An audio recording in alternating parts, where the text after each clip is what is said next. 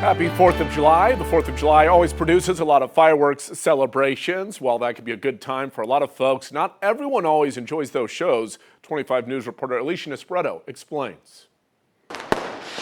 Fireworks are fun, but they can also be scary. I can't imagine for a pet that magnitude of sound. Dogs can hear up to 5 times better than the average person, so the explosion that comes with fireworks can be terrifying for a pet. They're significantly more loud and harmful, causing pain to pets than it does to humans. That in itself is just overwhelming to me. Humane Society of Central Texas says they see more animals come in during the 4th of July than any other time of year because they can get scared, break out, and take off running in search for safety.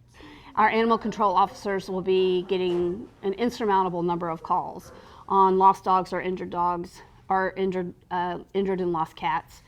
And they'll need a safe place to come so they can be reclaimed. So our intake will be huge. Now, while it is important that you're keeping your pets safe and making them feel comfortable during the fireworks, they aren't the only ones who could be scared during this time. If any of your neighbors are veterans, they might also be struggling with the loud noises. They can sound just like an explosion, like an explosive device, or like crossfire. Counselors at the Veteran One Stop say this can be very triggering for people who struggle with PTSD.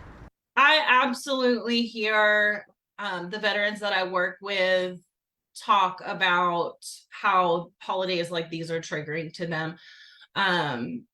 It becomes a topic of discussion in counseling appointments around this time of the year. For veterans concerned about noises they might hear, it's recommended to find celebrations without fireworks or have a safe space to go if it does get too loud. One thing we talk to our veterans about is having something like a coping skills box, a box that contains items that either maybe provide a distraction for them or maybe items that are soothing to their senses. For both people and animals who might be scared, staying indoors with the lights on and music or TV playing can be helpful.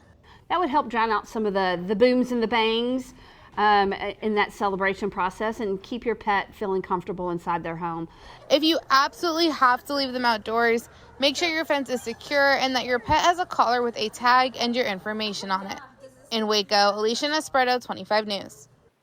So if you do find a pet on the loose tonight, there are a few things you could do. The first is bring it to a Waco firehouse or vet clinic to try and get it scanned for a microchip.